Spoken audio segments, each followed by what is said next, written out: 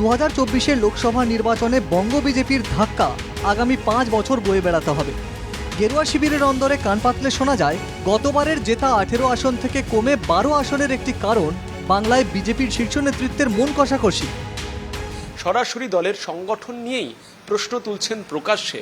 সেই অবস্থার যাতে পুনরাবৃত্তি না ঘটে, অন্তত 2026-এর বিধানসভা নির্বাচনের আগে সেই পরিস্থিতিকে খেয়াল রেখেই দিল্লির দরবারে পৌঁছান। যদিও রাজ্যের 4 বিধানসভা কেন্দ্রে উপনির্বাচনের আগে একসঙ্গে দেখা গিয়েছে বিরোধী দলনেতা শুভেন্দু অধিকারী ও রাজ্য সভাপতি সুকান্ত মজুমদারকে। এবার কেন্দ্রীয় মন্ত্রী হয়েছেন সুকান্ত। না আসে বা কোথাও গিয়ে একযোগে কাজ করবার পরিস্থিতি তৈরি হয়, সেই ঘটনা কিন্তু পরিলক্ষিত হচ্ছে এবার। 10 জুলাই রাজ্যের 4টি কেন্দ্রে উপনির্বাচন এবং সেই উপনির্বাচনের প্রচারের শেষ লগ্নে বিজেপি রাজ্য সভাপতি সুকান্ত মজুমদার তিনি যেমন থাকছেন, একই সঙ্গে একযোগে প্রচার করতে দেখা যাবে রাজ্যের বিরোধী দলনেতা শুভেন্দু অধিকারীকেও, যিনি প্রকাশ্যেই জানিয়েছিলেন শুভেন্দু ও সুকান্তর অবশ্য দাবি একসঙ্গেই রয়েছেন তারা।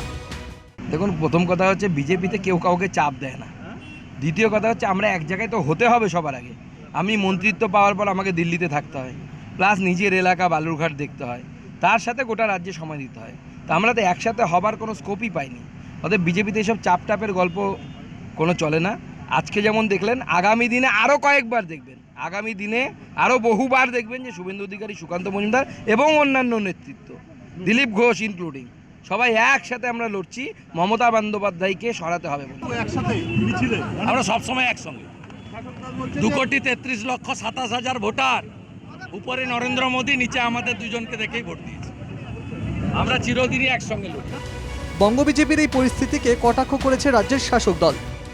ফলে বিজেপিটা একটা ফুটি ফাটা হয়ে আছে। হারের পর থেকে রাজ্য বিজেপির কারা দায়ী, যারা বড় বড় কথা বলেছে, যারা পদে ছিল তারা দায়ী। বিজেপি কর্মীদের কাছে নেতৃত্বের গ্রহণযোগ্যতা চলে যাচ্ছে।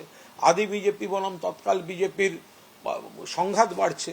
সেখানে কবে কোন দুজন একসঙ্গে হাঁটলেন, আর একজন ঘরে বসে রইল অভিমানে, আর একটা গোষ্ঠী এই করলো ওই করলো, এগুলো অপ্রাসঙ্গিক। বিজেপি সংগঠনগতভাবেও মানুষের সামনে রাজনীতি করতে প্রস্তুত নয়।